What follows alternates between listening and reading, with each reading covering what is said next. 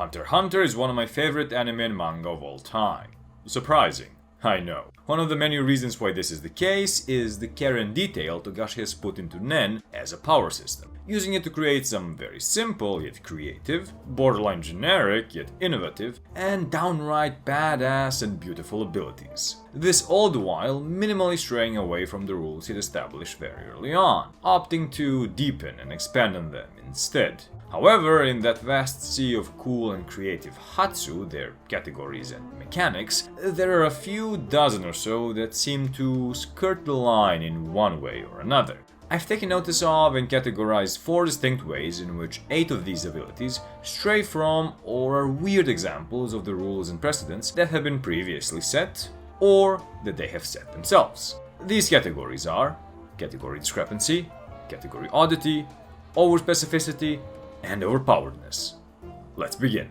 First, let's tackle category discrepancy. I've got 2 characters here. Let's start with the best and most prototypical example of this particular set, Palm Siberia, and her Merman Clairvoyance, though I don't think that name is official. It supposedly gives her the ability to peep on anyone whom she's met, at the cost of her blood. Now, it's never explained how the merman fits into this Hatsu, as in is it conjured by her, or is it a physical object that she's using as a condition for her ability? And if that's the case, is there something special about it that allows for her ability to work in the first place? Or is it a simple mundane object that she simply has some kind of arbitrary fondness for, and is using as a kind of general restriction?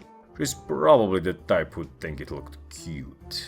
That aside, the problem comes from the fact that, she's an enhancer. Like, I'd get enhancing your vision as an ability, I guess, though that seems to be a general enhancement skill that people can learn.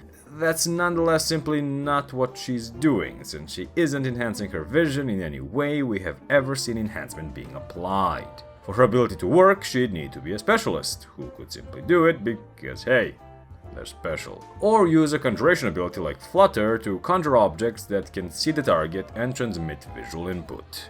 However, it's implied that she just peers into reality, which has to be a specialist ability. Next we have Heinrich Big and Duff No. Sure. And his conjuration ability Biohazard, which allows him to turn any device he touches into a living creature with all the properties of that device still remaining functional. How is that conjuration? The guy's obviously altering properties of already existing objects, and in such a way to somehow magically, and in a world where Nen exists as a supernatural force, I do mean magically, retain their functionality.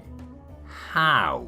Even if this were possible without specialization, you'd need a keen insight into the structure and mechanics of each device you alter, so that you'd be able to maintain their respective functionality. You'd also need to enhance the living hell out of those creatures so that a single bullet doesn't just tear through the now apparently alive and very much curving snake guns.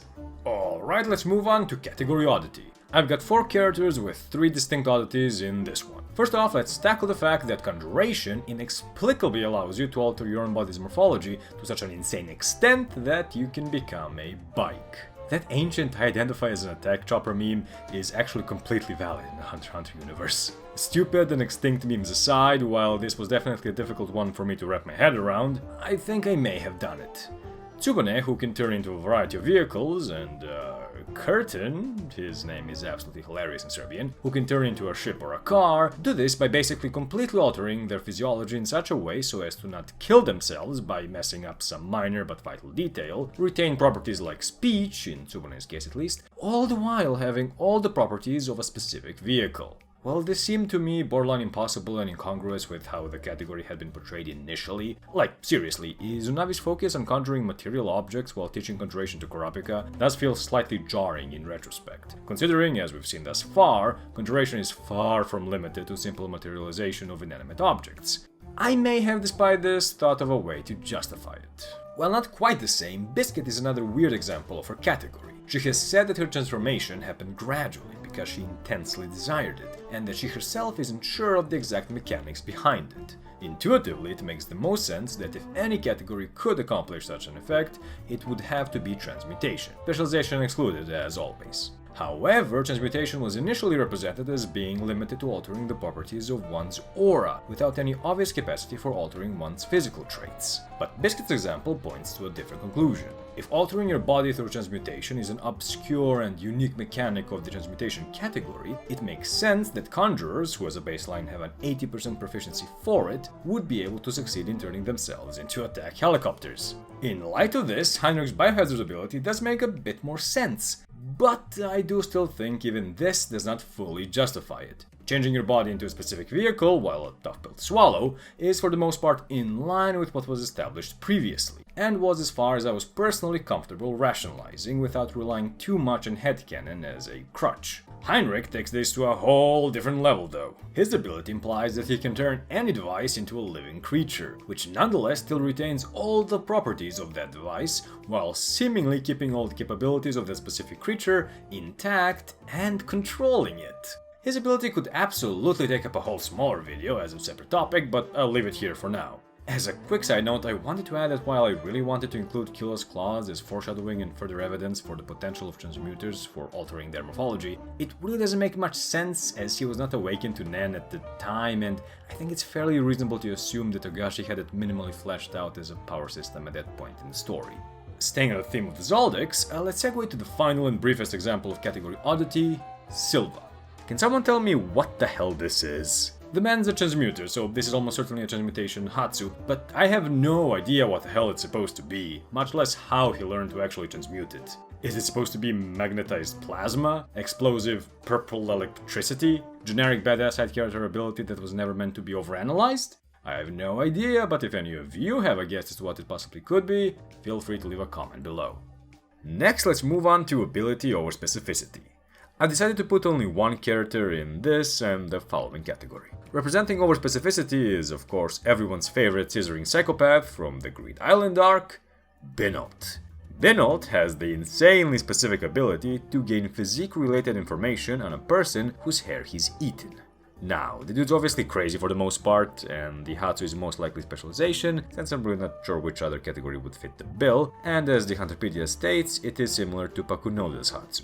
Now, in my opinion, as I've established before, specialist abilities a lot of the time aren't really conceptualized and then developed, but more manifested and then nurtured. And considering Binolt's pathology, it's not difficult to imagine how this very peculiar and, I wanna say 99.9% of the time, absolutely useless ability came to pass.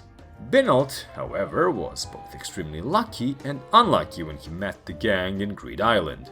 Lucky because it was probably the first and only time the ability ever provided him with any truly unforeseeable feedback, and unlucky because knowing you're about to get curb stomped doesn't really stop you from getting curb stomped. Imagine that. Last but by no means least, let's tackle Overpoweredness. Keep in mind, when I say overpowered, I don't mean powerful characters with powerful abilities. This category is not meant for the established heavy hitters like Meruem, Netero, Crollo, Phaeton, and so on. Here I'm talking about characters who aren't meant to be viewed as especially powerful, definitely not even close on the level of the characters I've just mentioned. Characters who should, story-wise, be on the level of powerhouses such as Ikalgo, Koala, Boki, Flutter, Pike. Characters who should be weaker than Yunju, Bluster, Welfin, Peggy, and other squadron leaders. I'm talking about Chimera Ants if it's not obvious. Specifically, two of them. Specifically, the Artho siblings. And their ability darts the darts. Alright, listen. I'm aware that since two people are working to create a Hatsu together, it will definitely be much more powerful than if it were a single person. I'm also aware that the risk of both of them incurring all the damage sustained by their target if the brother misses the last shot is theoretically or hypothetically quite a steep one.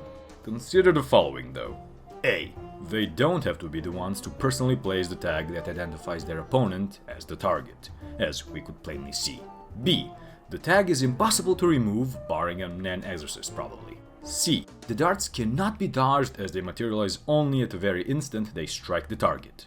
And D. So this is why I said that the risks are theoretical. The brother was very obviously either a pro or semi-pro darts player during his life as a human, hence the Hatsu, and his senses and abilities were then further heightened when he became a Chimera Ant. Those heightened abilities were then even further enhanced by him being awakened to Nen. And from what we could see, the games stay the same. Same size target, same distance, same rules. Does that sound as being just a bit unfair? Think about it, if someone, anyone, in any way, which could include hiring manipulators to do so via puppets, thereby foregoing pretty much all risk, places a tag on any character that's not a powerful chimera and Killua or Netero, they're dead. Maybe some top-tier enhancers like Uvogin could tank the hits, but we really don't know the upper threshold of those fish darts, and it really makes no sense to speculate. Snake guns and fish darts. Never thought I'd get to talk about both in one video. I initially had a list of 20 characters and their Hatsus, but decided to whittle it down to the 8 I mentioned. For some of them I decided that they didn't actually fit the bill, while others I excluded simply for the sake of brevity. I may at some point make a quicker video going over some of the ones I didn't mention. For the most part they'd be manga only, and I'm not sure how I would incorporate visual editing for most of them since they're relatively newer chapters, which could easily cause copyright annoyances. I basically had to recycle the same 5 panels for Heinrich, as you could see, but that's for me to figure out. In any case, hope you enjoyed the video. Sorry if I sound off, been sick for the last 2 weeks, but didn't want to delay the video anymore. Feedback is always appreciated, and I'll see you in the next one.